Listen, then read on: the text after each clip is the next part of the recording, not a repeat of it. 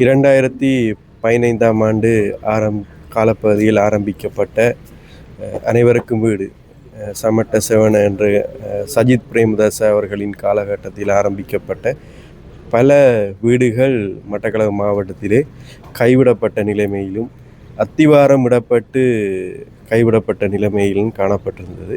அந்த வீடுகள் நிதி ஒதுக்கீடுகள் செய்யப்படாமலே அரசியல் நோக்கத்துக்காக ஆரம்பிக்கப்பட்டு அவர் ஜனாதிபதியாக வர வேண்டும் என்ற நோக்கத்தோடு அவரது காலகட்டத்தில் இதை உருவாக்கப்படப்பட்டிருந்தது. ஆனாலும் இன்று 2015 இருந்து நாங்கள் இந்த 2025ஆம் ஆண்டு காலப்பகுதியிலே நாங்கள் இன்று இருக்கின்றோம்.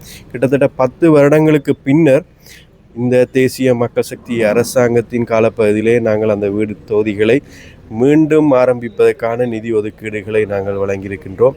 அதிலே மட்டக்களப்பு மாவட்டத்திலே 8 வீட்டு தொகுதிகளுக்காக இந்த நிதி ஒதுக்கீடுகளை மேற்கொண்டு மீண்டும் வீடு தொகுதிகளுக்கான வேலை திட்டங்களை ஆரம்பித்து பூர்த்தி செய்வதற்கும் தருவாயில் இருந்து கொண்டிருக்கின்றோம்.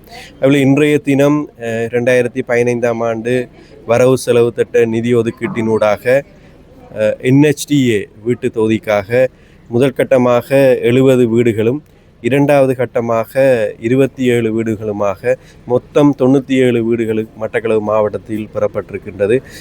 அந்த வீடுகளிலே இன்றைய தினம் நாங்கள் அந்த வீடுகளை புனர்நிர்மாணம் செய்து அந்த வீடுகளை அமைத்து இன்று நாங்கள் அந்த வீடுகளை அந்த மக்களிடம் கையளிக்கின்ற வேலைத்திட்டத்தை ஆரம்பித்துக்கிறோம்.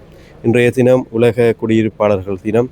அதை முன்னிட்டு நாடு பூராகவும் இந்த வேலை திட்டங்களின் ஊடாக மக்களுக்கு அந்த வீடுகளை நிர்மாணம் செய்து அந்த வீடுகளை இந்த மக்களுக்கு மீண்டும் நாங்கள் கையளிக்கின்ற வேலைகளை நாங்கள் ஆரம்பித்து இன்றைக்கு நாங்கள் அதை செய்து காட்டியிருக்கிறோம். மிக குறுகிய காலத்துக்குள்ளே நாங்கள் இந்த வேலை திட்டத்தை பூர்த்தி செய்திருக்கின்றோம் என்ற விடயத்தை நாங்கள் மக்களுக்கு தெரிவித்துக் கொள்ள விரும்புகின்றோம். அந்த சமட்ட செவன என்று குறிப்பிடுகின்ற அந்த வேலை திட்டத்தினூடாக அவர்கள் வீடுகளை நிர்மாணித்து அந்த வீட்டு தொகுதிகளை நிர்மாணித்து கையளிக்கும் போது அதற்கான முதல் அடிக்கல்லை அந்த அவர்கள் பெயர் குறிப்பிட்ட அந்த அடிக்கலை அவர்கள் திறப்பதற்காக மாத்திரம் 2 கோடிகளுக்கு மேல் செலவழித்ததாக குற்றச்சாட்டுகள் இருந்து கொண்டு வருகின்றது.